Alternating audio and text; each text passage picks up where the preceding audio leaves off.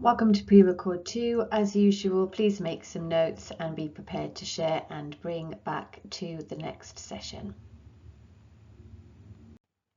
I want to start this session looking at a piece of research that was carried out by Carlin Firmin in 2015, and it featured a mapping exercise that she carried out looking at the experience of this young one woman, you can see in the centre of the flowchart, and mapping all of the young people that were in her life and were significant to the harm that this young woman undertook.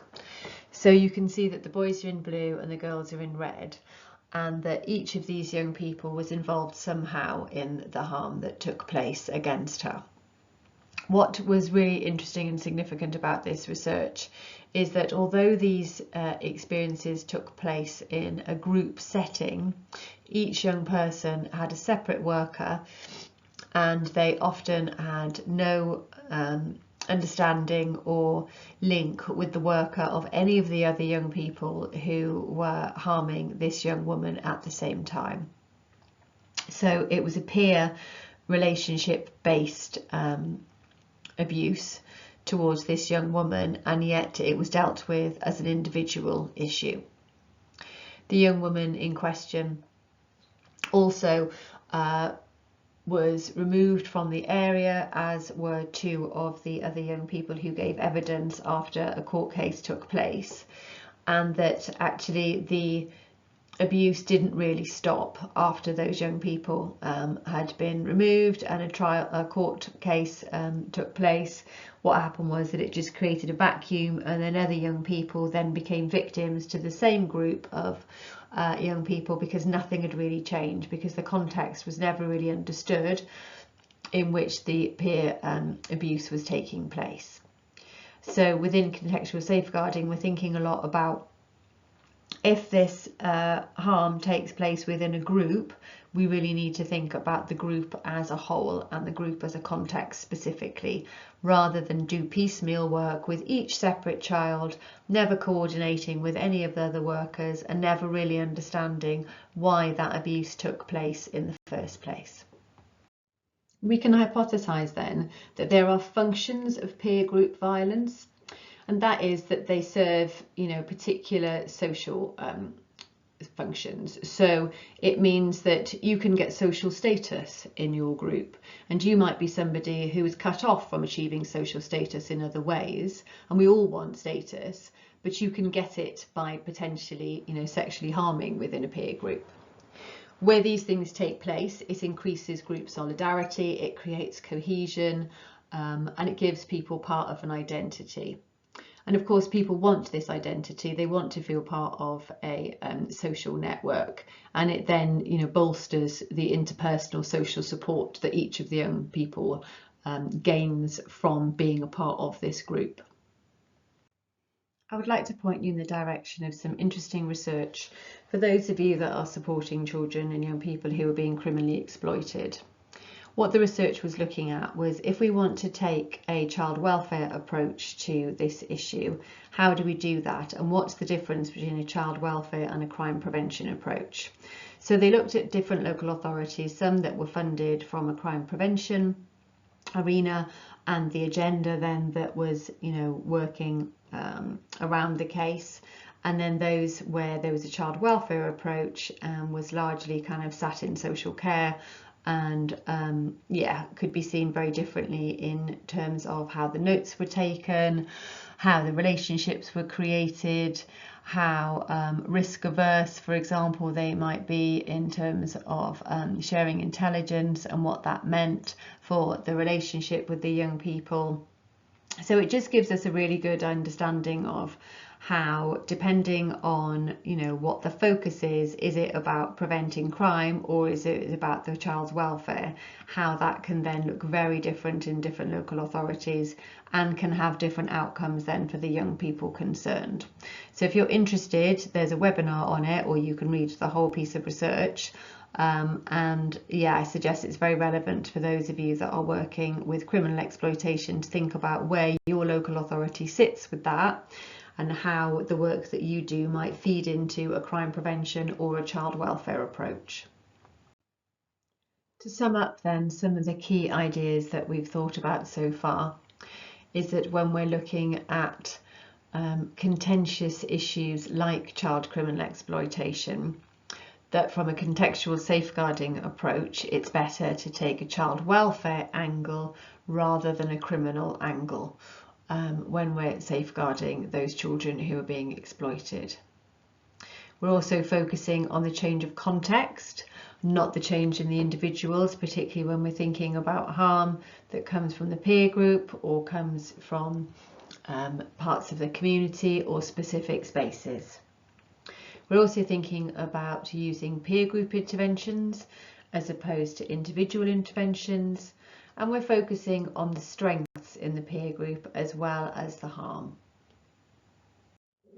So we've started to recognise some of the issues, like working with individuals when the acts take place in a peer group based setting. We've started to look at the types of extrafamilial harm and how the system doesn't work very well with those types of harm. And we're going to think about that in more detail now and go into some more specifics about the system and the issues within the system. So one of the issues is around adolescent agency in relation to risk. So you can think of adolescents as imperfect victims. So they don't present in the same way that, younger children do. And because of the way that young people are by nature of their development, it means that we can sometimes miss the risks. We can put the blame for the harm on those young people, and it becomes a very complex business. We then combine that with a system that's primarily designed to meet the needs of younger people who are maltreated by their parents. So we're going to think here about how there's a gap between safeguarding children and safeguarding adults, and how it can be argued that adolescents fall into the bit of a no man's land in the middle. Because if we think about how child protection services were originally designed, they were set up to look at harm within the family, which works reasonably well for very young children who are in need of protection from adults, because their agency isn't in the foreground necessarily, whereas when we're looking at adolescents, it's a very different situation. Adolescents have a lot of understanding about themselves. They have a lot more need for power and control and their rights around that. They have a lot of agency, which can all be missed when we're working in a child protection way, because it's very much a done-to system, which of course is necessary when you have very young children, but doesn't work so well when you're thinking about adults and young adults. So you can see that it's really complex then when you have risk taking place outside of the home and not within the family setting, because we're set up to work with children who are harmed by their parents. So how do we then use the system that's totally designed for that, where we're looking at a different kind of harm from a different place? So contextual safeguarding is, trying to suggest and offer processes and procedures along with local authority setups that will help us look at how we understand and work with the dynamics of peer groups, for instance. Say the harm might be coming from peers, or the harm might be coming from a context like the community, or aspects of the community in particular spaces, for example, or it might be happening within an education setting. So how do we work with the risk and the harm that takes place in those other places rather than in the family home? We also have the issue that some of these children will have harmed other children and other young people, but are also in need of support for themselves. So they may be a child that's been harmed, but also a child that has harmed. So all of these things set up a very difficult situation when we're working within a system that was never really designed to support young people with the kind of current types of harm that we're seeing outside of the family home. We're going to look here at how we understand the context of extrafamilial harm, and this is a slide courtesy of the University of Bedfordshire. So we're going to think about what we know from the research, from the team, about the young people who experience this type of harm. So we know that there was a above average instance of domestic abuse in the family, and that hadn't really been attended to, so nothing was changing around that. We knew that siblings were often then also coerced and abused in similar ways to their brothers and sisters. We know that there was levels of neglect, that kind of section 17, not meeting development needs, and again, that wasn't really changing. However, we also know that, for many, there was good enough parental capacity within these families, and that was only really challenged when the extrafamilial harm took place. So without that extrafamilial harm and somebody else coming into the family environment and family home, parental capacity was perfectly good. There weren't any issues. It was only when the other types of issues started to show themselves that families were then unable to cope. So we've looked at peer groups and peer association, and we know about the links with violence and sexual violence within peers. We also know that peer association is more strongly correlated to inter-partner violence than coming from a home where there is domestic abuse. When we think about schools, we know that young people experience bullying, they experience sexual harassment. There's a corridor culture that sometimes can be overlooked and misunderstood by schools or minimised. We know that young people are recruited in schools. We know that the curriculum can give soft messages around almost enabling the kind of abuse and harassment that takes place by messages like, one young person told us that the teacher had informed her to wear trousers if she was having hands put up her skirt. So those kinds of messages around, you shouldn't have shared an image, you shouldn't have taken an image of yourself in the first place and sent it to your partner, and therefore it's now your fault that that image is getting shared across the school. And there's some really, really interesting and good research and support around school bullying and harassment and sexual violence in schools on the network, which has got some very interesting and some very clear correlations with how the school embeds and understands what's happening and how many incidents the school had in relation to extrafamilial harm. And then we've got the last layer of the onion, which is the neighbourhood. So we know that children are raped, they're assaulted, they're attacked on the street, in shops, in corridors, in school, in parks, all of these physical spaces where these things happen to young people. We know they're groomed, we know that they're forced to move drugs from one location to another, that they are made to rob other young people and assault other young people, and that these things happen very much in open spaces, in the spaces that we also exist in.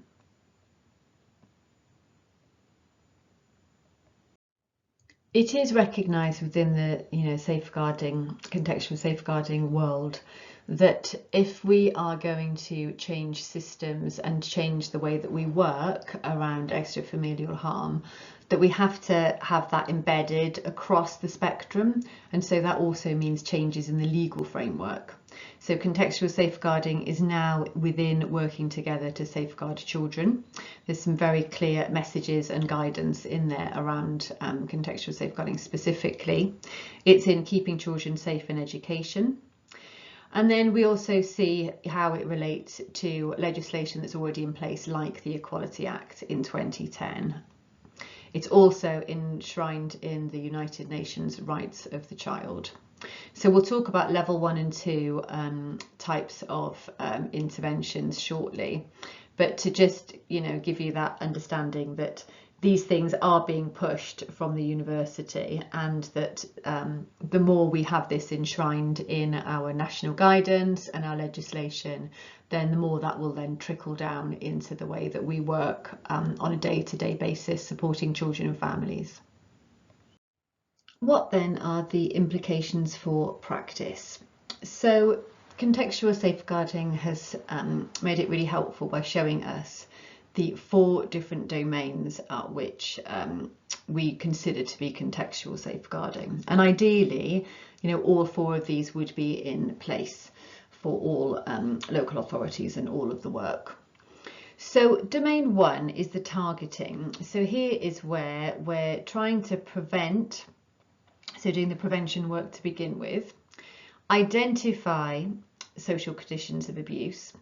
When we've identified them, assess them, so understand what it means, what's actually happened, how does the context fit, and then intervene with one of those or more social conditions of abuse. And so we're going back to thinking about, family, peers, schools, neighbourhoods. The second one is the legislation, and we've just referred back to that. How can we make sure that the legislation incorporates extrafamilial context into the child protection system specifically? The third one is if we're looking to work more broadly in a wider range of contexts, with maybe some of the work specifically happening within a school, for instance, or in a bus depot. We need to make new partnerships within the bus depot and the park to help us navigate and intervene within these specific places. So we have to see, where does the responsibility lie for this type of harm, and if it lies within what's taking place within the bus depot, then we need to intervene in the bus depot. And then the last one, domain 4, is if we're going to intervene in the bus depot and try and change what's happening in the bus depot, how will we know if we've been successful? Has there been less assaults in the bus depot, for instance? What do young people say about their experiences in the bus depot? What has actually changed? So we're not looking at individual change specifically, we're looking more broadly around, is the bus depot now a safe place to be? What do people tell us about that? How do we understand that? What are we actually going to measure in terms of outcomes? From the test sites, which have been happening around the country for a number of years now, we've learned that application happens at 2 different levels, and they're not better than each other, they're just different. The first one is the intervention and the application happens within child and family practices in the way that they are already set up and exist. So that's within the referral process, the screening, the assessment, the planning and the intervention. But we also know that we can do practices that address extra-familial contexts. So for instance, in one local authority, you can refer in a peer group into intake and assessment in exactly the same way you refer in an individual and family. The peer group is screened. The peer group undergoes a peer-based assessment, which we will look at later. There is planning around how are we going to intervene and support this peer group, increase the strengths and capacity within the peer group and minimise the risks. And then finally, what's that intervention going to look like in terms of the peer group? What do the young people think would be useful in that peer group? How do they understand why we're looking to intervene within those relationships? And how can we keep those relationships together within the intervention to increase strength and reduce risk? Here I have some examples of what we might mean by a level 1 or a level 2 practice. So a level 1 might be where we already have, say, a core group meeting set up for that young person, but the young person leads that meeting instead of the social worker leading the meeting. We may already have a number of families whose children are being exploited, for example, through criminal exploitation. Can we set up a parent group for those families and bring them together to support, share information, etc.? And I know one local authority has done that. Can we record more information on peers and other contexts, for instance, in the recording systems that we already have?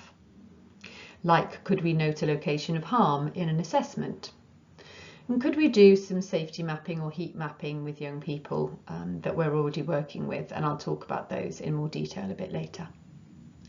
And then a level 2, I gave the example of a referral, so the system being able to receive a referral for a neighbourhood, for instance, or a peer group. Could we then have a plan that would be coordinated to reduce risk and increase safety within that peer group or location? And could we have a system-wide attention to the systemic harm that happens within our neighbourhoods? You can see clearly then that there's different levels of implementation at different stages. There's the legislation, the guidance and the policy, there's the local systems and structures around how our local authority systems around safeguarding are set up, for instance, and then there's the things that we can do on an individual basis, and that's what we're going to focus on most in this session. Thank you for listening to this session. I'm just inviting you now to think about how your local authority works with these issues, because we've talked quite a lot about, the different contexts and different ways that the system approaches these issues. So what's happening in your local authority? And maybe feed that back into the next session, and I'll see you soon.